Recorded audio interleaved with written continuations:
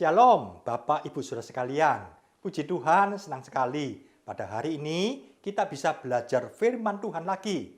Biarpun kebaktian kita masih secara online, tapi saya percaya kuasa Tuhan tidak bisa dibatasi oleh apapun juga. Sore hari ini kita belajar dengan judul God Fight for Me. Allah berperang bagi saya. Saya ambil ceritanya di dalam Yosua pasal 10 ayat 1 sampai 43. Demikian ceritanya.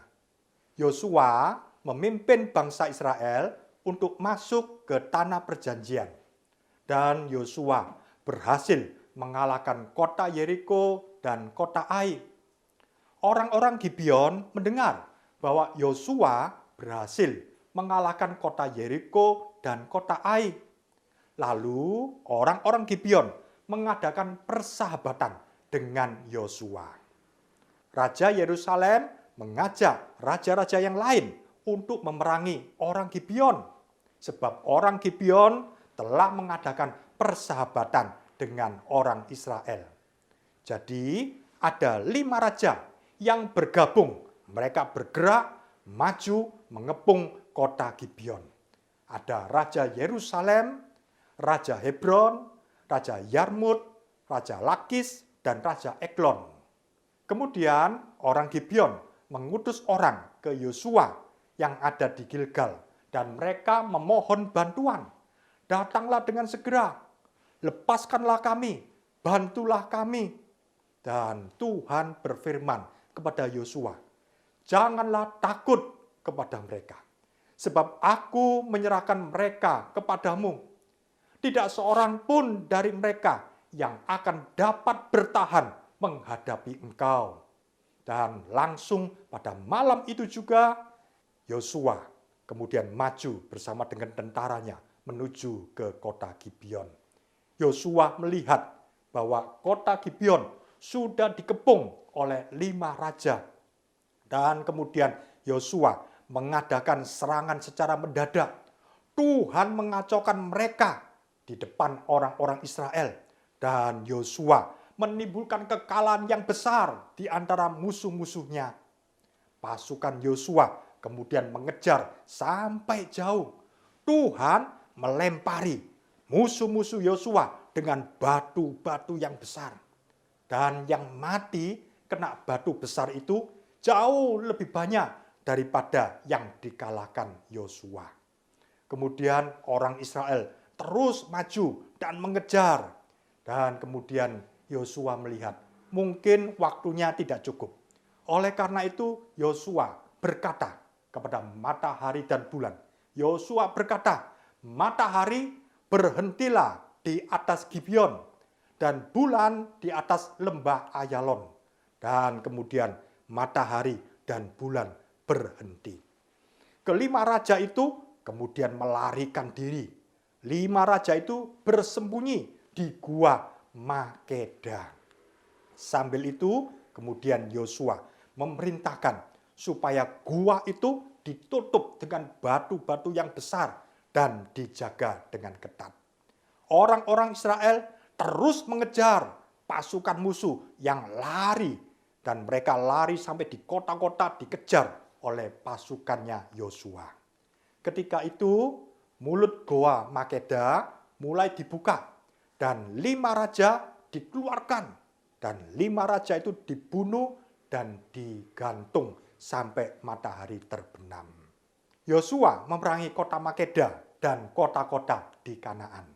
Dilanjutkan ke kota Libna, Lakis, Eglon, Hebron, Debir. Puji Tuhan, kita membaca firman Tuhan yang ada di dalam Yosua pasal 10 ayat 14. Belum pernah ada hari seperti itu, baik dahulu maupun kemudian, bahwa Tuhan mendengar permohonan seorang manusia secara demikian, sebab yang berperang untuk orang Israel ialah Tuhan. Sebab yang berperang untuk orang Israel ialah Tuhan. God fight for me. Tuhan berperang bagi saya. Puji Tuhan. Yosua memimpin bangsa Israel masuk tanah perjanjian. Ini adalah pekerjaan yang tidak mudah menghadapi raja-raja yang sudah berkuasa di sana sebelumnya. Bahkan ada penduduk-penduduk yang tinggi besar seperti raksasa. Tapi lewat firman Tuhan pada sore hari ini, kita akan melihat bahwa Yosua mengalami kemenangan yang luar biasa. Apa rahasianya? Ada 7 pokok yang akan kita pelajari. Pokok yang pertama adalah Tuhan tahu, Tuhan mengerti, Tuhan peduli dengan keadaan Yosua. Sebab kali ini Yosua berhadapan dengan 5 raja sekaligus. Demikian perjalanan hidup manusia juga mengalami banyak sekali peperangan. Kita bisa mengelompokkan ada 3 musuh. Musuh yang pertama, kita berperang melawan iblis. Dalam Efesus 6 ayat 12 dikatakan bahwa perjuangan kita bukanlah melawan darah dan daging. Jadi tidak melawan manusia, tapi melawan iblis, setan, kuasa kegelapan, roh-roh jahat. Itulah yang kita perangi. Dan biarpun masih hidup dalam dunia ini, tapi perjuangan kita bukan secara duniawi. Dan senjata kita juga bukan senjata secara duniawi. Tapi perlengkapan senjata kita adalah kuasa Allah yang maha besar. Karena itu jangan takut kalau menghadapi kuasa kegelapan. Memang hari-hari ini, bahkan di akhir zaman, iblis makin gencar.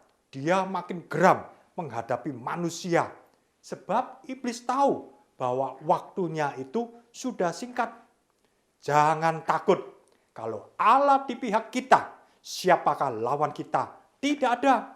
Kalau kita ada di pihak Allah, siapakah lawan kita? Tidak ada.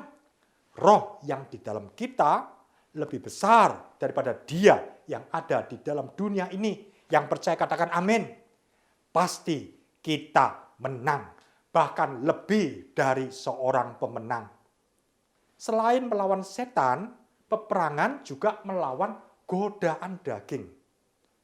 Roh kita memang sudah ditebus, diampuni, sudah lahir baru. Tapi roh ini diam di dalam tubuh daging. Keinginan roh bertentangan dengan keinginan daging. Keinginan daging bertentangan dengan keinginan roh. Seringkali roh itu kemudian ingin berdoa, tapi daging menyeret untuk malas, menyeret untuk berdusta, menyeret untuk berzina, macam-macam. Paulus sebelum mengenal Tuhan Yesus, Paulus sampai-sampai putus asa. Dan Paulus berkata, aku ini manusia celaka. Siapa yang bisa melepaskan aku dari tubuh maut? Sebab daging ini terus menyeret ke dalam dosa. Tapi Yesus sudah memerdekakan saya. Yesus sudah memerdekakan saudara. Kita benar-benar merdeka. Kalau dulu kita hidup di dalam kerajaan setan, dikuasai oleh hukum dosa dan hukum maut. Tapi Tuhan sudah membebaskan kita, memindahkan kita dari kerajaan gelap kepada terangnya yang ajaib. Kita sudah keluar dari hukum dosa dan hukum maut. Kita tidak perlu berbuat dosa lagi. Memang daging ini masih mau menyeret agar berbuat dosa, supaya saudara jatuh lagi dalam dosa. Tapi kita mau menyangkal diri, memikul salib, sehingga kita menang. Kita pasti bisa menang. Yang percaya katakan amin. Jangan jatuh bangun dalam dosa. Sebab Tuhan sudah memberikan hukum roh, sehingga kita menang dan selalu menang. Selain peperangan melawan iblis, juga peperangan melawan godaan dan peperangan melawan masalah-masalah. Selama hidup manusia tidak luput dari masalah-masalah silih berganti tentang kesehatan, masalah keuangan, kesulitan dalam pekerjaan, ada saja dalam rumah tangga, macam-macam membuat orang menjadi stres. Tapi jangan khawatir menghadapi hidup ini. Jangan takut menatap masa depan. kita pasti menang. Tuhan sudah menopang hidup kita. Tuhan sudah memberkati hidup kita. Jangan takut, kita pasti menang. Pokok yang kedua adalah Tuhan berfirman kepada Yosua. Ini sangat penting untuk saudara mengambil keputusan, maju atau tidak. Jangan sampai kita berjalan sendiri, lalu ngawur, salah jalan, tersesat, akhirnya kalah. Carilah pimpinan Tuhan setiap kali dan kita akan menang. Kalau kita mendapatkan rema, firman Tuhan yang hidup, maka akan ada 3 hal. Hal yang pertama adalah firman Tuhan memberikan peneguhan. Peneguhan dari Roh Kudus lewat firman Tuhan. Ada kesaksian roh sehingga hati kita bisa yakin, bisa sreg, bisa mantep. Semuanya harus sesuai dengan pimpinan firman Tuhan dan Roh Kudus. Kalau kita taat dengan pimpinan Tuhan, maka peristiwa-peristiwa yang kita alami akan menjadi kebajikan buat kita. Kita melihat ada contoh-contoh. Yang pertama adalah ketika Yosua menghadapi kota Yeriko, Tuhan berfirman dan hasilnya Yosua menang. Tapi ketika menghadapi kota Ai waktu pertama kali, mereka memutuskan sendiri. Ditambah lagi ada dosa Akan. Akhirnya ketika menyerang kota Ai pertama kali, kalah.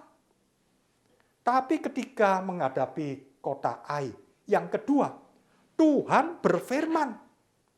Hasilnya Yosua menang.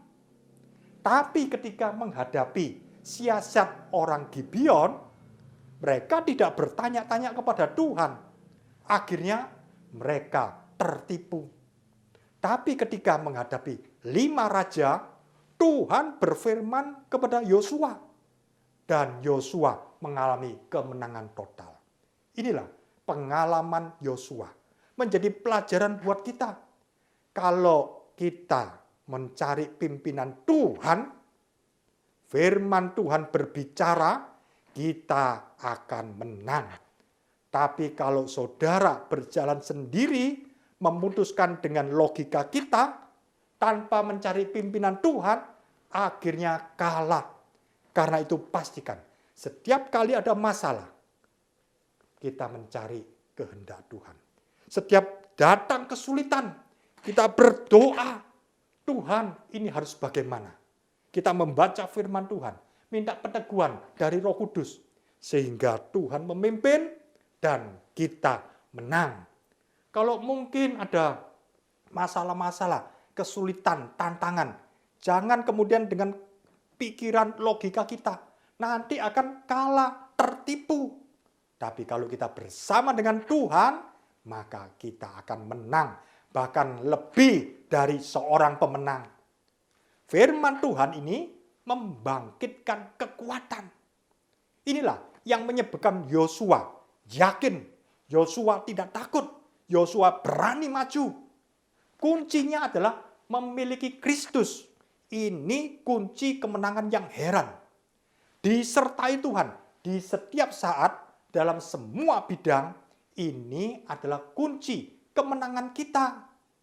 Karena itu, biar lewat pembacaan firman Tuhan, pengurapan Roh Kudus, Tuhan bisa membangkitkan kekuatan kita, menjauhkan ketakutan kita, dan kita berjalan sesuai dengan kehendak Tuhan.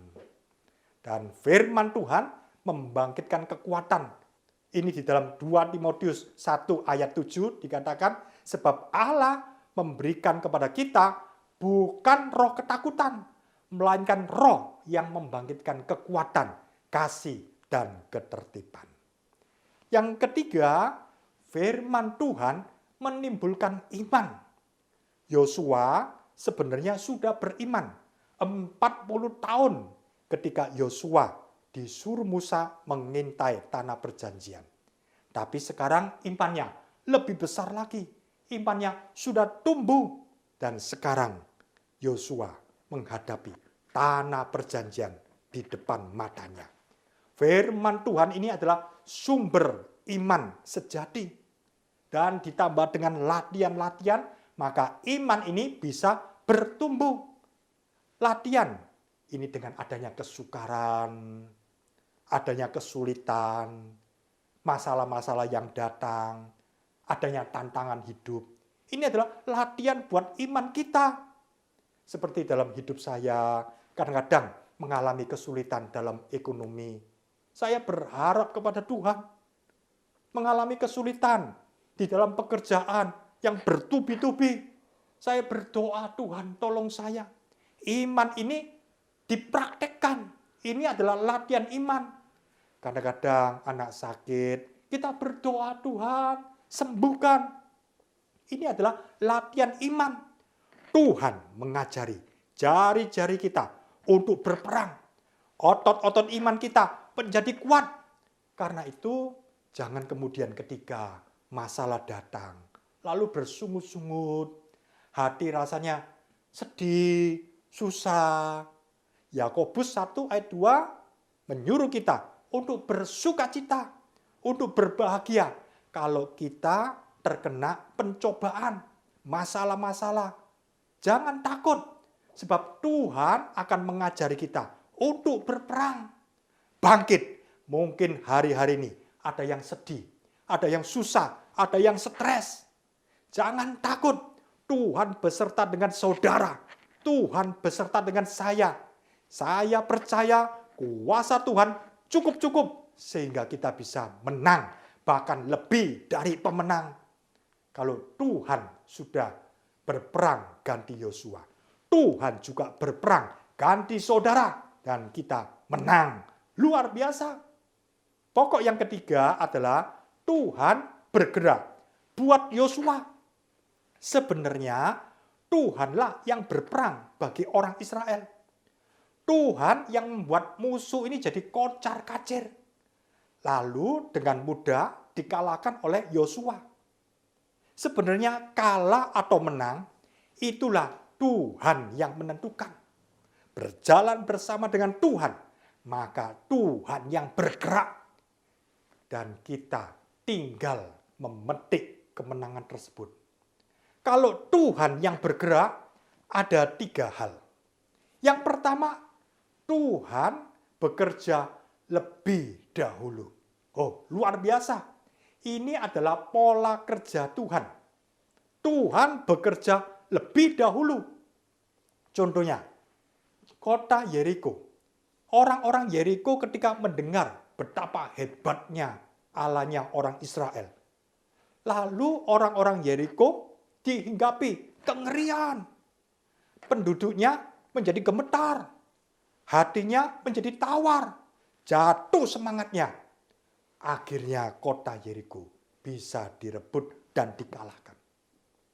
Juga orang-orang Gibeon mendengar kota Yeriko kalah, kota Ai kalah. Dan mereka kemudian memakai siasat mengadakan persahabatan dengan orang Israel. Sebab orang Gibeon sudah tahu tidak mungkin bisa menang.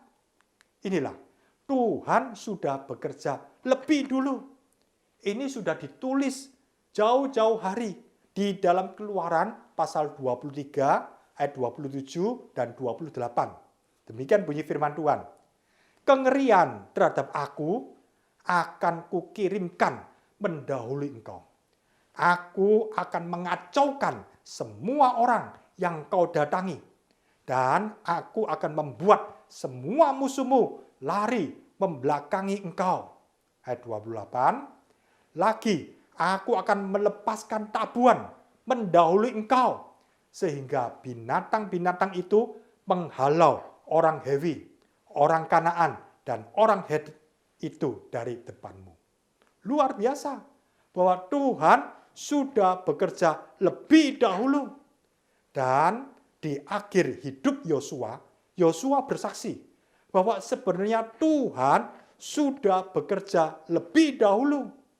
Di dalam Yosua pasal 24 ayat 12 dikatakan, kemudian aku melepaskan tabuan mendahului kamu, dan binatang-binatang ini menghalau mereka dari depanmu, seperti kedua raja orang Amori itu.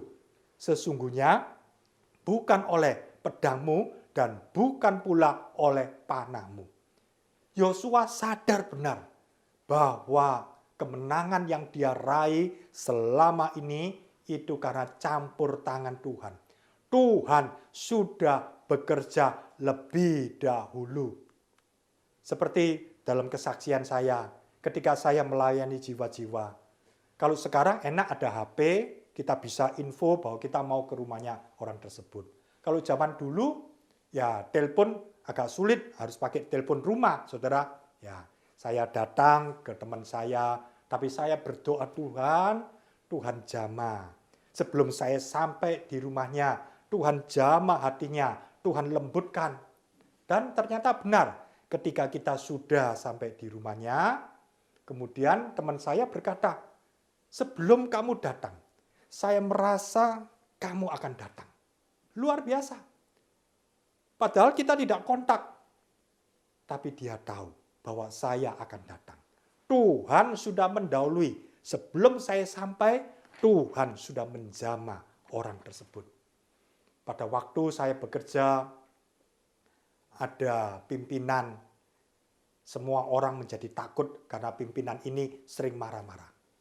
Ketika dia panggil saya pun juga berdoa.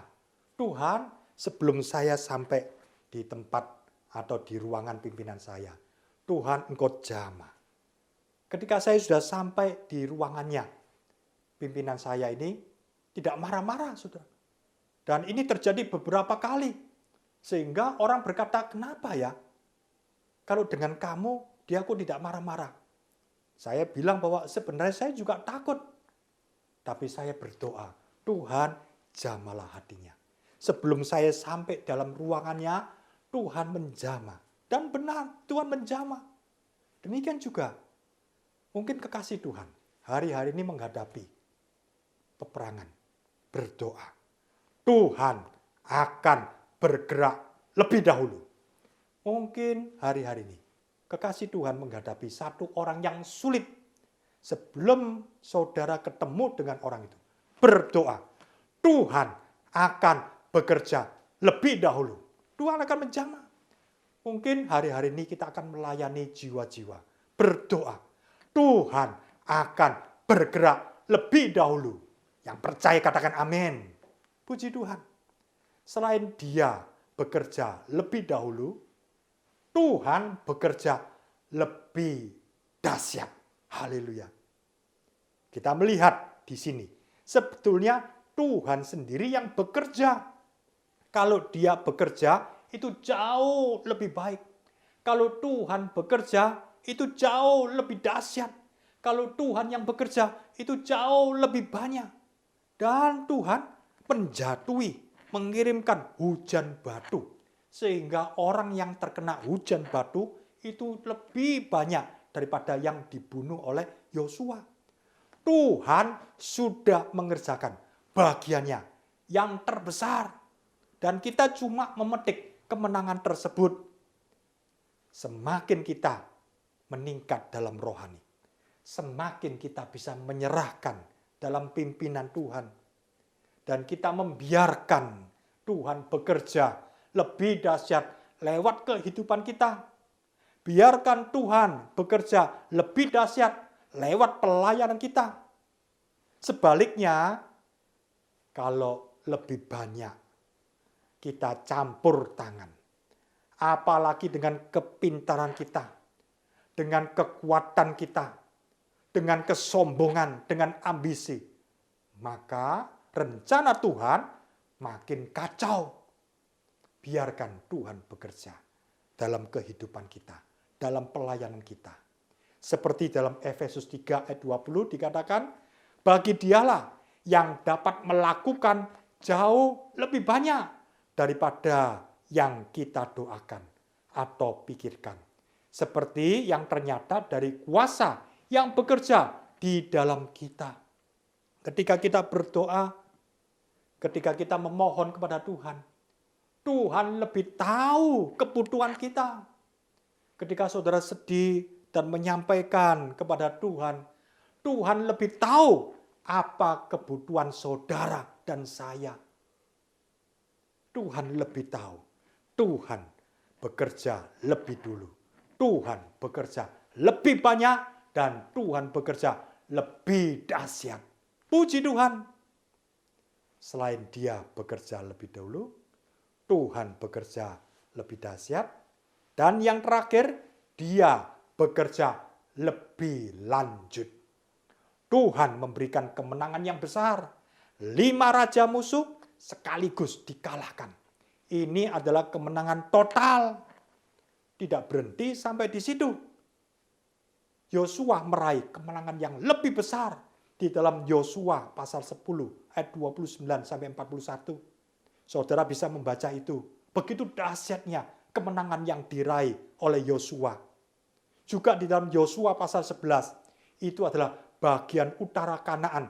Itu juga ditaklukkan oleh Yosua. Dalam Yosua pasal 12 ada daftar nama-nama 31 raja yang ditaklukkan. Benar-benar luar biasa. Dia bekerja lebih dahulu. Dia bekerja lebih dahsyat. Dia bekerja lebih lanjut. Ebenezer, sampai di sini Tuhan sudah menolong. Sampai di sini pun Tuhan akan tetap menolong kita. Dalam Filipi 1 ayat 6, bahwa kalau Tuhan sudah memulai sesuatu yang baik, Tuhan tidak pernah setengah jalan. Tuhan akan teruskan sampai tuntas. Dan kemenangan kita menjadi kemenangan mutlak, kemenangan total. Sebab Yesus tetap sama. Dulu, sekarang, dan sampai selama-lamanya. Tuhan Yesus tidak berubah. Yang percaya katakan amin. Karena itu, tidak perlu kalah. Saudara adalah orang yang menang. Bahkan lebih dari seorang pemenang. Kita semua adalah pemenang-pemenang di hadapan Tuhan. Bukan orang kalah. Luar biasa. Pokok yang keempat adalah Tuhan mendengar perkataan Yosua. Yosua memakai kata-kata iman untuk menghentikan matahari dan bulan. Tuhan mendengar perkataan iman Yosua. Kita tidak perlu hidup dalam kekalahan. Tidak perlu jatuh bangun. Tidak perlu kalah menang. Bangun, berjalanlah dengan Tuhan. Raih kemenangan demi kemenangan. Dari pokok ini ada 3 poin yang penting. Yang pertama adalah tidak ada yang mustahil bagi Allah. Betapa besar pekerjaan-pekerjaan Allah. Dan begitu dalam rencananya, rancangannya. Allah sanggup mengerjakan segala perkara. Siapa yang bisa menggagalkan rencana Tuhan? Rencana Tuhan tidak ada yang gagal. Bagi Tuhan tidak ada yang mustahil. Bahkan untuk menghentikan matahari dan bulan, Allah sanggup luar biasa. Tidak ada yang mustahil bagi Allah. Sebab Allah adalah Allah yang maha kuasa. Dia yang menciptakan alam semesta. Langit dan bumi diciptakan. Allah kalau mengukur langit cuma dengan jengkal tangannya saja. Bahkan alam semesta ini digenggam dalam tangannya. Kalau kita sadar, kita yakin tentang maha kuasanya Allah ini, maka kita tidak takut. Sebab kita yakin tidak ada yang mustahil bagi Allah. Dan tidak ada yang mustahil bagi Yosua. Yosua percaya, dia pegang janji Tuhan bahwa dia akan mengalami kemenangan total dari Tuhan. Karena itu Yosua berani beriman. Yosua berkata-kata tanpa ragu-ragu di hadapan orang Israel. Yosua juga tidak malu-malu di hadapan tentaranya. Dia berkata di hadapan orang banyak, matahari berhenti, bulan berhenti. Kalau Yosua tidak yakin, tentu dia berkatakan diam-diam, matahari berhenti, bulan berhenti. Sebab kalau tidak jadi, Maka dia tidak malu. Kalau sekarang dia berhadapan dengan tentaranya dan dia berkata dengan keras, matahari berhenti di Gibeon. Bulan berhenti di Ayalon. Kalau tidak jadi, bagaimana? Malu. Inilah iman yang sejati. Iman yang sejati tidak takut, tidak khawatir, tidak ragu. Iman yang sejati tidak pernah bimbang. Kalau orang bimbang, justru tidak mendapatkan apa-apa. Dan akhirnya ketika Yosua berkata, matahari berhenti, bulan berhenti, akhirnya matahari juga berhenti. Bulan juga berhenti. Menurut saya, tata surya juga berhenti. Planet-planet juga berhenti. Sebab kalau tidak berhenti, akan terjadi tabrakan. Dan kalau tata surya berhenti, saya juga menafsirkan bahwa galaksi juga berhenti. Tidak bergerak untuk sesaat. Dan kalau galaksi kita berhenti untuk sesaat, saya percaya juga galaksi-galaksi yang lain, alam semesta untuk sesaat berhenti. Sebab alam semesta dalam genggaman Allah.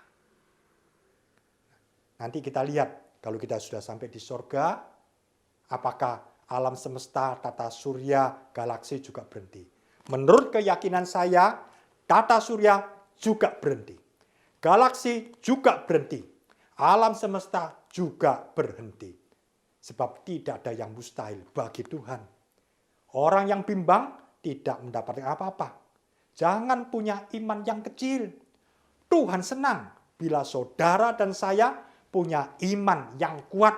Saudara dan saya punya iman yang besar. Saudara dan saya punya iman yang sempurna. Luar biasa. Bahkan alam semesta pun juga berhenti karena kata-kata iman Yosua. Tiada yang mustahil bagi Tuhan. Tiada yang mustahil bagi Yosua. Dan tiada yang mustahil bagi saudara. Tiada yang mustahil bagi saya. Berkata-katalah dengan kata-kata iman. Jangan kata-kata negatif. Sia-sia. Aduh mati saya. Bangkrut aku. Sudah rasanya tidak bisa sembuh. Aduh hidup kok seperti ini. Itu seperti kata-kata sia-sia, kata-kata negatif.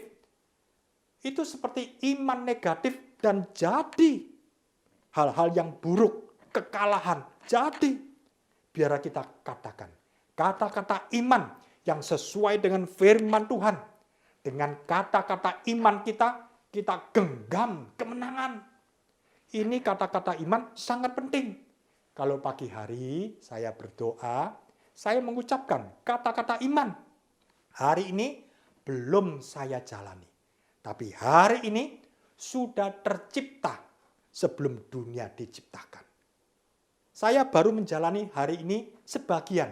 Tapi hari ini sudah lengkap di hadapan Tuhan. Kalau Tuhan sudah menjadikan hari ini, Tuhan tidak pernah menjadikan hari yang jelek. Dan saya percaya Tuhan tidak pernah menjadikan sekedar hari yang baik. Yang saya percaya dan saya yakini setiap hari adalah harinya Tuhan. Hari yang terbaik. Yang percaya katakan amin. Ini adalah kata-kata iman. Sangat penting. Dan kata-kata kita ini naik terus di takhta Allah. Terpampang di hadapan Tuhan. Kata-kata iman kita itu di hadapan Tuhan terpampang. Lalu imam besar kita, Tuhan Yesus kita, mensahkan. Dia menjadi imam besar untuk kata-kata pengakuan iman kita. Saudara bisa membaca ayat-ayatnya ini. Karena itu, biarlah kata-kata kita sesuai dengan firman Tuhan. Kata-kata kita penuh dengan iman, bukan kata-kata yang negatif. Sebab setiap kata-kata ini terus naik ke surga. Kalau kata-katanya negatif, mati aku, mati aku. Iblis akan menuduh. Dan kemudian iblis akan menuntut, mati aku, mati aku. Akhirnya hal-hal yang buruk, kematian yang terjadi. biar katakan, aku bisa, aku sanggup bersama dengan Tuhan, aku melakukan perkara-perkara yang besar. Katakan dengan iman, katakan dengan yakin, sebab tidak ada yang mustahil bagi Allah, tidak ada yang mustahil bagi Yosua, dan tidak ada yang mustahil bagi saya, tidak ada yang mustahil bagi setiap saudara yang percaya. Katakan amin. Haleluya. Kita baca di dalam Ibrani 4 ayat 14, karena kita sekarang mempunyai imam besar agung yang telah melintasi semua langit, yaitu Yesus anak Allah. Baiklah kita teguh berpegang pada pengakuan iman kita. Oh, luar biasa. Apa yang kita ucapkan bukan sia-sia hilang di udara, tapi ini naik, dan imam besar agung kita, Yesus Kristus, mensahkan jadi dalam hidup kita. Allah menciptakan alam semesta dengan firman-Nya. Demikian juga kita menciptakan hari-hari kita akan melihat hari-hari yang indah lewat lidah kita. Jangan tinggal dalam kemenangan yang biasa-biasa saja. Tumbuh terus sampai mencapai kemenangan total. Kalau saudara melihat ceritanya Yosua, ini kemenangan yang begitu indah, begitu besar. Berkatalah dengan yakin sesuai firman Tuhan. Dan kita bertumbuh, terus menang. Bahkan lebih dari seorang pemenang. Tidak ada yang mustahil bagi orang yang bisa percaya. Matius 8 ayat 13 dikatakan, lalu Yesus berkata kepada perwira itu, pulanglah dan jadilah kepadamu seperti yang engkau percaya. Maka pada saat itu juga sembuhlah hambanya. Jadi hambanya sembuh atau tidak sembuh tergantung kepada iman percaya dari perwira itu. Kita menang atau kalah tergantung dari lidah kita, dari iman kita. Di dalam Matius 17 ayat 20 dikatakan, sesungguhnya sekiranya kamu mempunyai iman sebesar biji sesawi saja, kamu dapat berkata kepada gunung ini, pindah dari tempat ini ke sana. Maka gunung ini akan pindah dan tak akan ada yang mustahil bagimu. Tidak ada yang mustahil. Seberapa besar iman kita, sampai disitulah akan terjadi hal-hal yang indah dalam hidup kita. Biar iman kita makin kuat, makin besar. Iman sebesar biji sesawi saja cukup untuk memindahkan gunung yang begitu besar. Gunung persoalanmu, gunung masalahmu akan pindah kalau kita perintahkan. Pindah dalam nama Tuhan Yesus. Tidak ada yang mustahil bagi orang yang percaya. Kita mau percaya kepada Allah yang tidak terbatas. Saudara harus berani untuk menaikkan doa, perkara-perkara yang besar sesuai dengan kehendak Allah. Dan Allah akan melakukan perkara-perkara besar. Tapi harus ingat, bukan karena kesombongan. Lalu dengan serakah kita minta uang dari Tuhan, kekayaan, atau ada ambisi pribadi. Itu tidak berkenan di hadapan Tuhan. Tapi kalau kita tulus dan sesuai dengan kehendak Tuhan, sesuai dengan pimpinan Tuhan, itu jadi dalam kehidupan kita. Jangan ragu-ragu. Kehidupan ini menjadi hidup yang excited, hidup yang luar biasa. Pokok yang kelima adalah Tuhan memperpanjang kesempatan Yosua. Dengan berhentinya matahari dan bulan, maka berefek waktunya juga berhenti atau diperpanjang. Kita akan pelajari ada 3 hal tentang waktu atau kesempatan.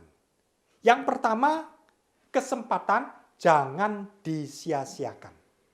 Jangan santai, rileks, mensia-siakan kesempatan. Jangan nganggur, lontang-lantung, duduk-duduk, tidak berbuat apa-apa. Secara jasmani saja, Kalau orang menganggur itu tidak baik, apalagi menganggur secara rohani. Sebab berakibat sampai kepada kekekalan.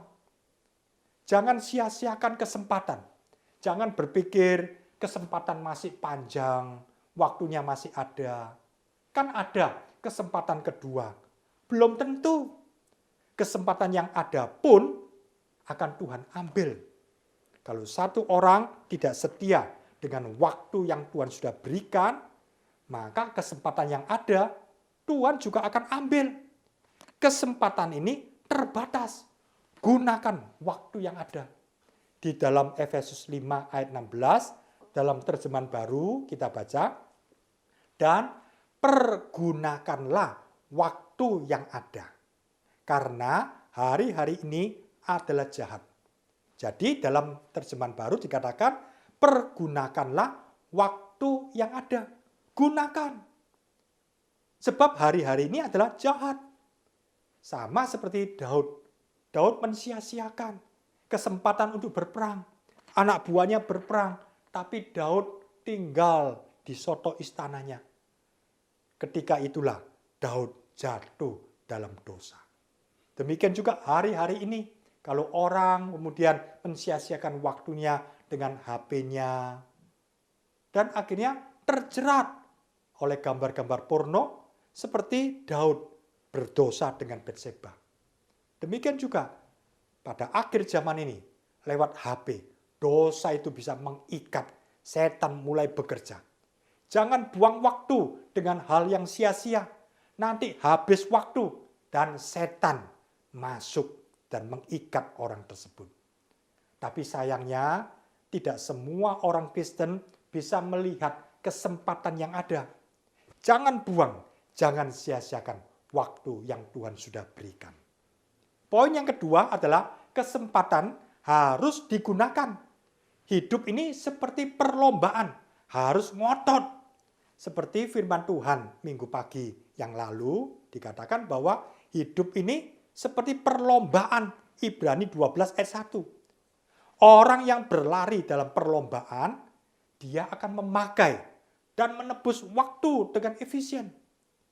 Jangan menunggu kalau ada waktu, tapi justru kita menebus waktu. Seperti yang ditulis dalam Efesus 5 ayat 16, terjemahan King James Indonesia, dikatakan, dengan menebus waktu. Sebab hari-hari ini adalah hari yang jahat.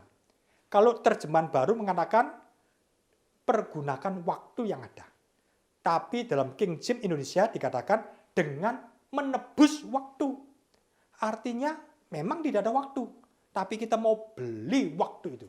Kita adakan waktu itu. Memang waktu itu sempit atau waktu itu tidak ada. Tapi kita mau menebus waktu. Pakai semua waktu yang ada. Dan buang hal-hal yang tidak perlu. Aktivitas-aktivitas yang tidak perlu kita buang. Sehingga kita punya waktu lebih banyak untuk Tuhan. Kesempatan harus digunakan. Bisa memakai waktu dan kesempatan dengan pimpinan Roh Kudus. Ini adalah kunci kemenangan untuk semua bidang. Termasuk juga dalam pekerjaan. Kalau satu orang bekerja dengan baik-baik, dengan rajin, menggunakan waktunya, maka dia bisa selesaikan pekerjaannya dengan baik. Di dalam pelayanan, di dalam apapun juga, gunakan waktu dengan sebaik-baiknya. Dan kita bisa manfaatkan waktu ini. Kalau kita bisa menggunakan waktu-waktu yang ada, dan kita bisa menebus waktu yang ada, maka Tuhan akan memperpanjang kesempatan. Seperti dalam poin ini, kesempatan itu bisa diperpanjang. Matahari berhenti di Gibeon. Bulan diam di Ayalon. Matahari berhenti di tengah-tengah dan kemudian lambat-lambat terbenam. Jadi ada perpanjangan 1 hari. Ada perpanjangan 12 jam. Jadi pada hari itu masa kerja Yosua 2 kali lipat. Seharusnya mungkin siang 12 jam. Siang itu menjadi 24 jam. Ada 2 kali lipat perpanjangan. Dalam Yohanes pasal 9 ayat 4 dikatakan, kita harus mengerjakan pekerjaan Dia yang mengutus aku selama hari masih siang. Akan datang malam di mana tidak ada seorang pun yang dapat bekerja. Yosua tahu kalau malam datang, maka musuh-musuhnya akan lari. Yosua minta perpanjangan waktu. Dia menghentikan matahari dan bulan. Selama hari masih siang, ini kesempatan kita bekerja. Kalau hari sudah malam, tidak ada seorang pun yang dapat bekerja. Lewat peristiwa ini, Tuhan memperpanjang waktu. Tuhan memperpanjang kesempatan. Atau kesempatannya diperbanyak. Sehingga Yosua mengalami kemenangan total, mengalami kemenangan besar. Caranya bagaimana? Supaya kesempatan ini bisa diperpanjang. Kesempatan bisa diperpanjang dengan cara kita berdoa syafaat untuk satu jiwa. Mungkin waktunya sudah habis, Tuhan mau ambil. Tapi kita minta perpanjangan supaya orang itu bisa bertobat. Lewat doa syafaat, waktu bisa diperpanjang. Tuhan memberikan kemurahannya, perpanjangannya, agar orang itu bisa bertobat dan masuk surga. Kesempatan bisa diperpanjang. Kalau kita menggunakan waktu kita dengan baik-baik, Tuhan melihat, oh orang ini setia dari hal-hal yang kecil. Maka Tuhan akan menambahi dengan perkara-perkara yang lebih besar. Kalau kita setia dengan jam-jam kita, menit-menit kita, detik-detik kita, memang murah. Waktu setiap orang 24 jam. Kaya, miskin, satu hari 24 jam. Tapi kalau kita bisa menghargai waktu yang Tuhan beri, Tuhan akan tambahi. Hidup kita bisa lebih efisien. Dan apalagi kalau kita hidup penuh dengan Roh Kudus, menurut pimpinan Roh Kudus, maka hidup ini bisa lebih efisien. Sebab Roh Kudus itu adalah Allah. Dia tahu apa yang akan terjadi. Roh Kudus adalah Allah. Dia tahu untuk hari-hari yang akan datang. Apa yang harus kita perbuat. Tuhan tahu. Sehingga hidup saudara, hidup saya menjadi hidup yang efisien. Pokok yang keenam, Tuhan mencatat kemenangan Yosua. Perbuatan Yosua ini dicatat di dalam kitab Yosua, juga dicatat dalam kitab orang jujur. Ini tertulis di dalam Yosua 10 ayat 13 dikatakan, bukankah hal ini telah tertulis dalam kitab orang jujur? Matahari tidak bergerak di tengah langit dan lambat-lambat terbenam kira-kira sehari penuh. Ini kalau dicatat pastilah perkara-perkara yang indah, perkara-perkara yang luar biasa. Kita akan menggolongkan ada 3 daftar, ada 3 catatan. Yang pertama, daftar pahlawan wasiat lama. Tokoh-tokoh perjanjian lama. Ini adalah tokoh-tokoh iman yang ditulis oleh Tuhan. Dalam Ibrani pasal 11 pun daftar nama mereka juga ditulis.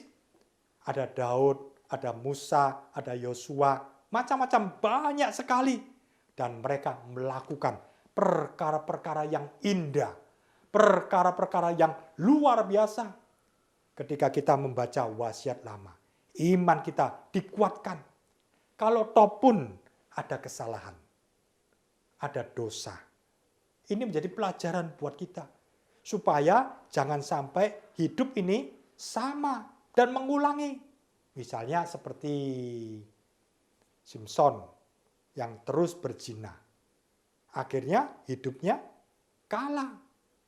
Matanya dicukil. Sayang, seharusnya Tuhan bisa pakai lebih lanjut. Memang benar, Simson dipakai Tuhan luar biasa. Tapi kita juga harus hati-hati tentang dosa-dosanya agar kita jauhi. Poin yang kedua, daftar pahlawan wasiat baru. Dalam wasiat baru juga banyak pahlawan-pahlawan iman yang ditulis. Para penulis Injil, Matius, Markus, Lukas, Yohanes. juga murid-murid Tuhan Yesus. Barnabas, Stefanus, Filipus, Paulus, Silas, macam-macam. Perjuangan mereka, maka Injil sampai ke seluruh dunia, bahkan sampai kepada kita. Kita melihat daftar pahlawan wasiat baru di akhir zaman. Saya adalah Yosua akhir zaman. Saudara adalah Yosua wasiat baru di akhir zaman. Kita akan melakukan perkara-perkara yang besar, perkara-perkara yang dahsyat, yang akan menggenapi rencana Tuhan di akhir zaman. Saudara yakin, saya yakin, kita percaya bahwa firman Tuhan akan digenapi. Firman Tuhan penuh dengan janji-janji kemenangan. Di akhir zaman, Tuhan akan mendatangkan urapan Roh Kudus yang luar biasa, tanpa batas. Saudara dan saya akan menjadi pahlawan-pahlawan iman. Wasiat baru yang hidup di akhir zaman, yang menggenapi rencana Tuhan, urapannya, kuasanya. Ketika kita berbicara, ada otoritas yang keluar. Ketika kita tumpang tangan, ada mujizat kesembuhan, ada tanda-tanda heran, dan jiwa-jiwa boleh dimenangkan bagi Tuhan. Daftar pahlawan wasiat baru di akhir zaman. Allah sanggup memberikan kepada kita kemenangan total atas iblis, kemenangan total atas godaan, kemenangan total atas masalah-masalah kita. Saudara dan saya akan melakukan perkara-perkara yang besar, bahkan lebih besar dari yang Yesus perbuat. Begitu ajaib. Yesus saja sudah melakukan perkara-perkara yang dahsyat. Satu Yesus. Apalagi di akhir zaman. Ada banyak orang percaya yang dipakai Tuhan. Luar biasa. Karena itu, pastikan saudara dan saya ikut di dalam rencana Tuhan. Betul, wasiat lama sudah ditutup 39 buku. Betul, wasiat baru sudah ditutup 27 buku. Alkitab sudah lengkap 66 buku. Tidak ditambah lagi. Tapi catatan Allah masih terbuka. Pastikan nama saudara, pastikan nama saya termasuk dalam daftar pahlawan wasiat baru yang hidup di akhir zaman. Akan ada banyak sekali nama-nama. Pastikan setiap kita masuk dalam daftar pahlawan iman. Luar biasa. Saudara, pokok yang ketujuh, Tuhan menubuatkan gambaran Yosua. Orang Israel menunggu kedatangan Mesias. Dan tokoh Yosua ini menjadi salah satu gambaran tentang kedatangan Mesias. Jarak waktu antara Yosua dan Mesias 1400 tahun. Kita akan melihat ada 3 segi gambaran tentang Mesias ini. Pertama adalah dari segi namanya. Ternyata nama Yosua dan nama Yesus itu sama. Kalau di dalam perjanjian lama atau wasiat lama memakai bahasa Ibrani, ditulis Yosua. Sedangkan dalam perjanjian baru adalah bahasa Yunani, ditulis Yesus. Dan Yosua atau Yesus ini artinya sama, yaitu Jehovah Save. Artinya Tuhan adalah keselamatan. Dari segi namanya saja, Yosua perjanjian lama. Ini adalah gambaran dari Yosua perjanjian baru. Yosua wasiat lama, ini adalah gambaran dari Yesus wasiat baru. Namanya sama, Yosua dan Yesus, Jehovah Save. Kemudian dari segi kemenangannya, Yosua selama hidup melakukan hal-hal yang besar. Demikian juga Yesus. Dalam Kisah 10 ayat 38 dikatakan, yaitu tentang Yesus dari Nazaret.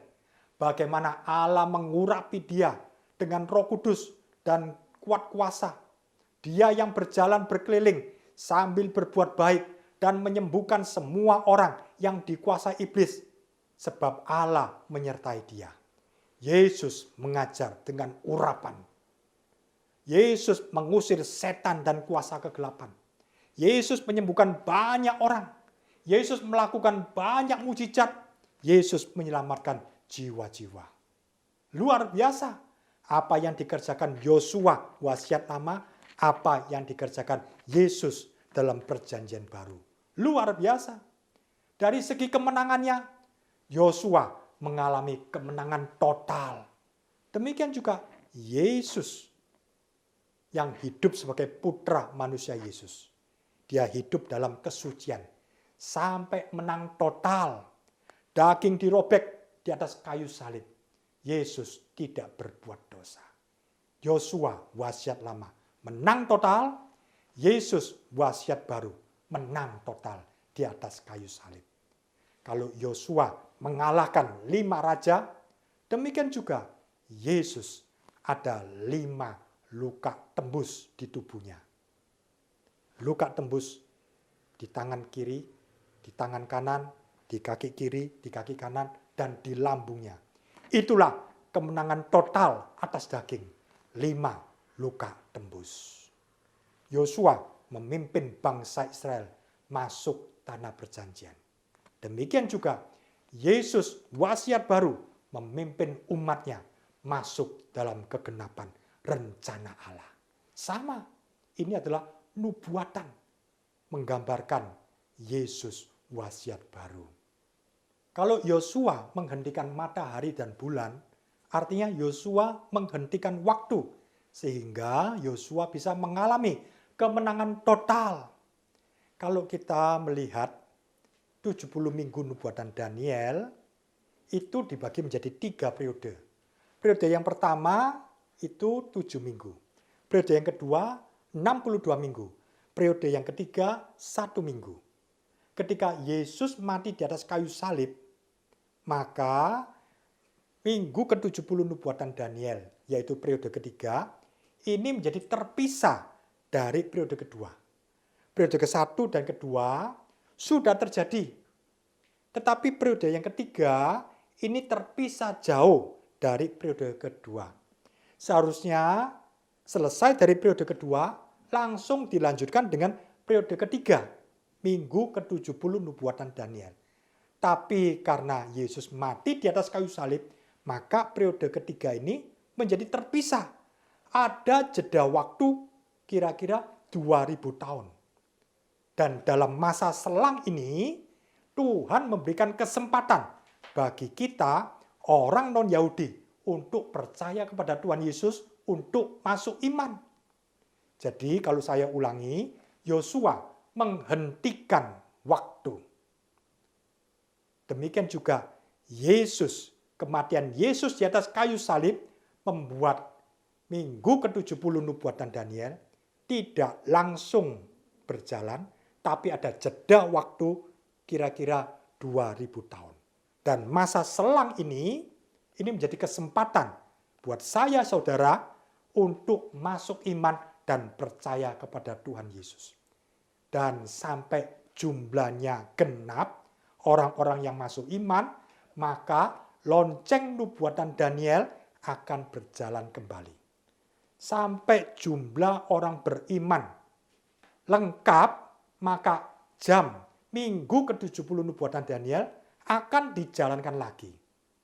Inilah kalau Yosua wasiat lama menghentikan matahari dan bulan. Yosua wasiat lama menghentikan waktu kira-kira 1 hari sehingga punya kesempatan 2 hari kerja. Demikian juga Yesus wasiat baru. Itu membuat 2 hari kerja, 2000 tahun sehingga kita orang-orang non-Yahudi diizinkan masuk iman.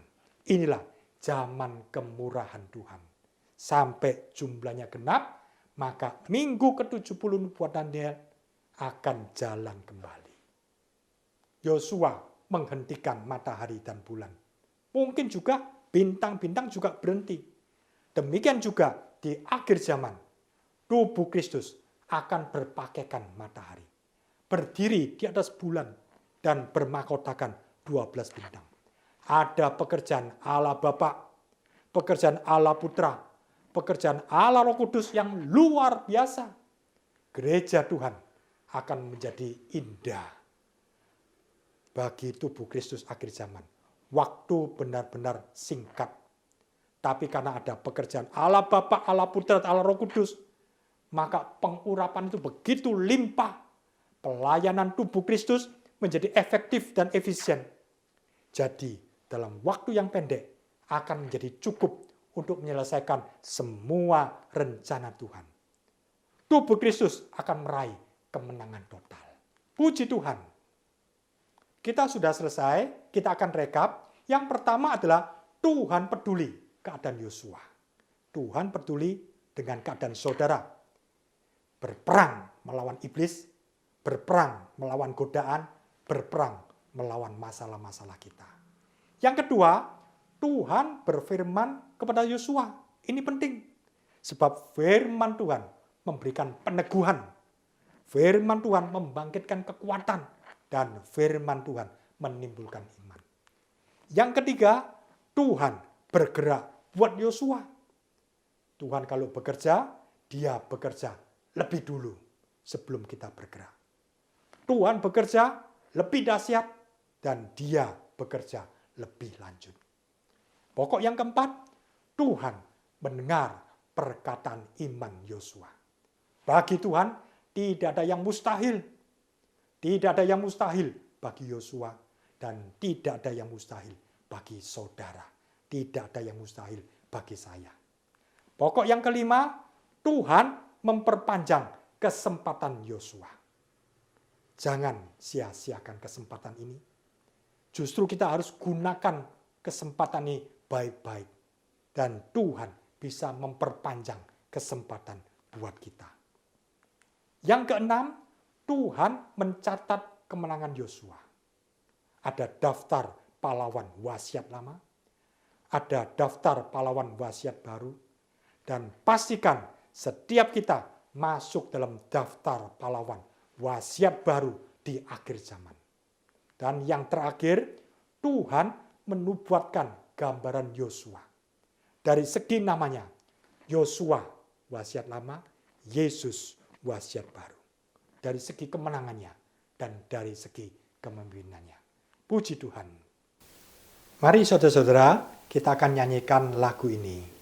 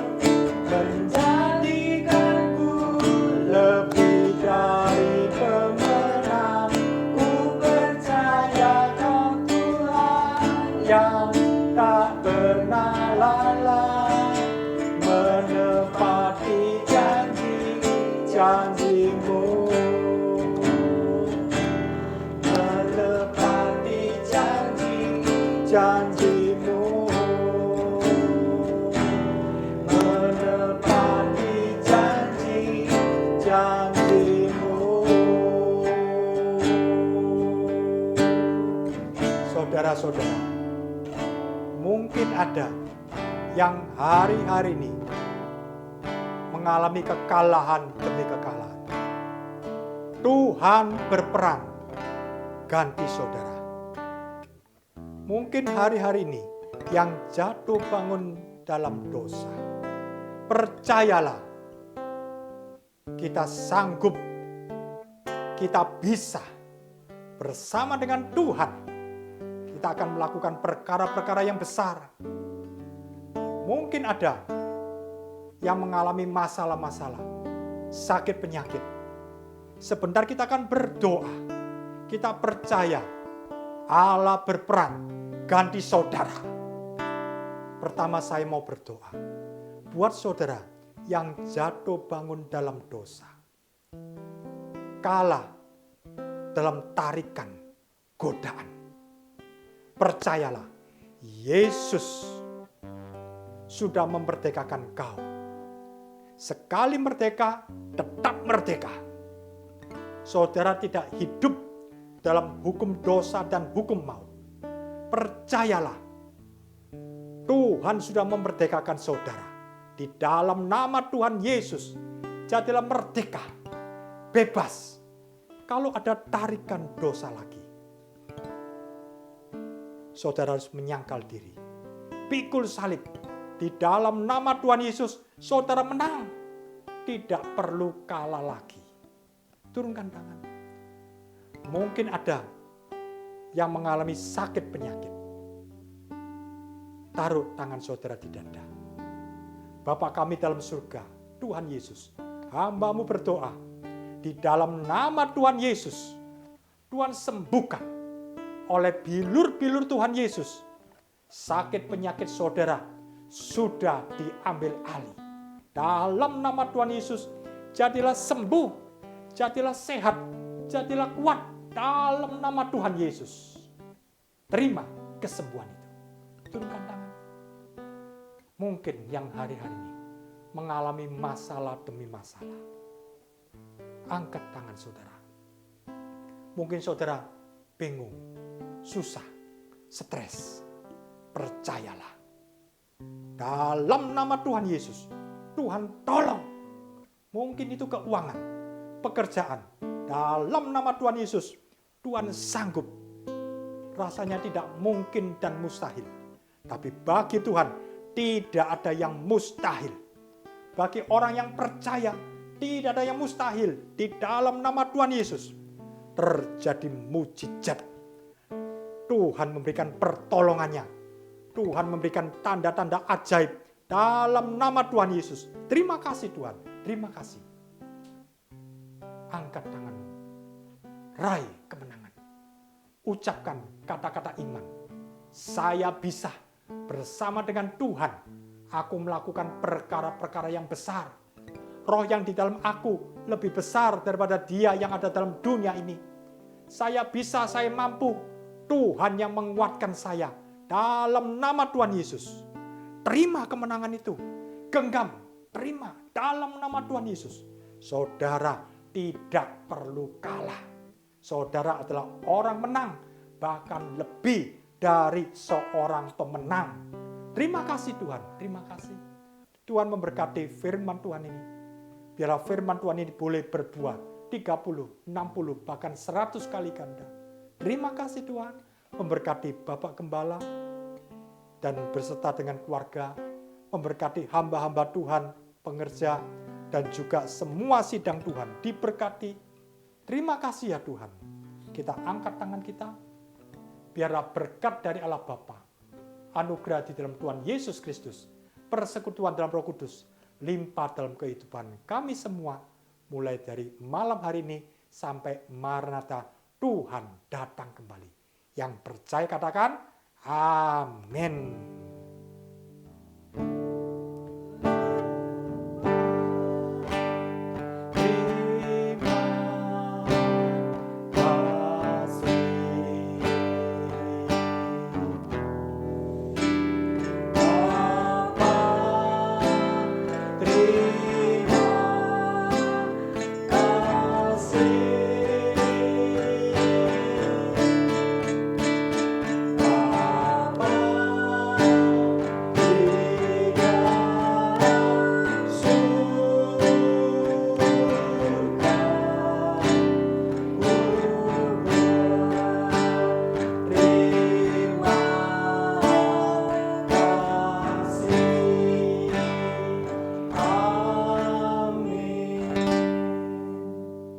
Puji Tuhan, Tuhan memberkati.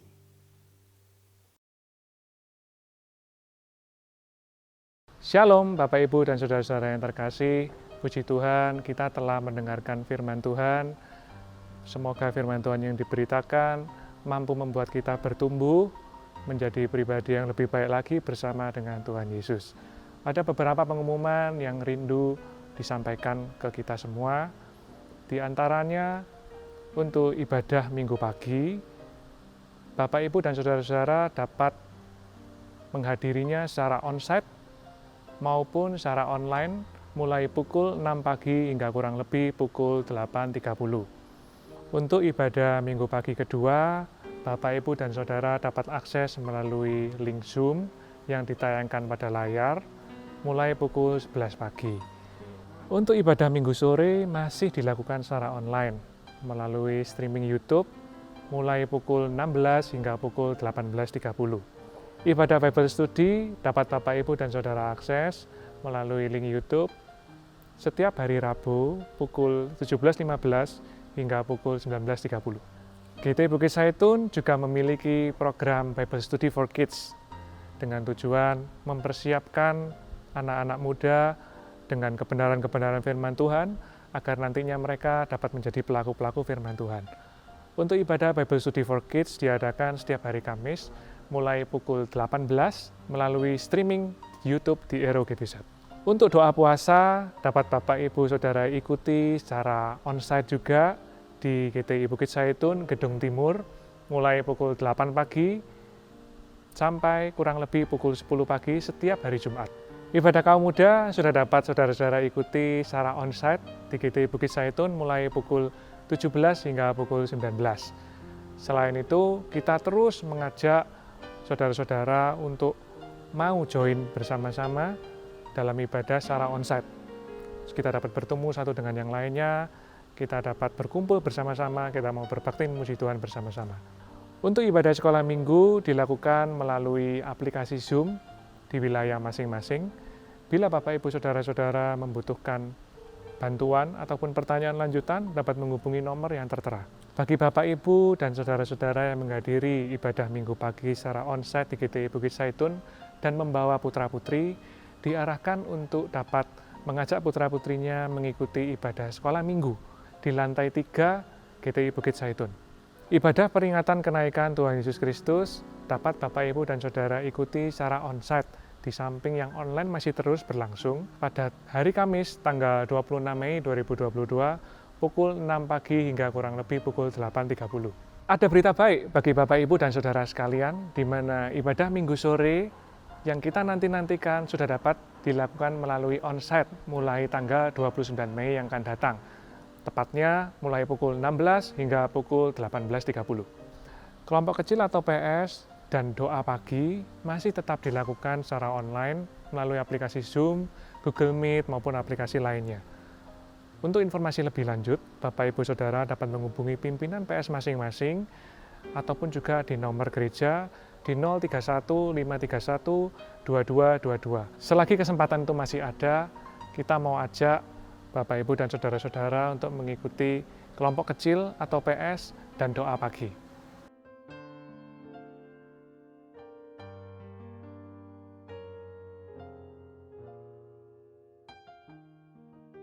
Demikian pengumuman dari GTI Bukit Zaitun. Kita patut bersyukur bahwa saat ini GTI Bukit Zaitun telah mengadakan kebaktian secara onsite.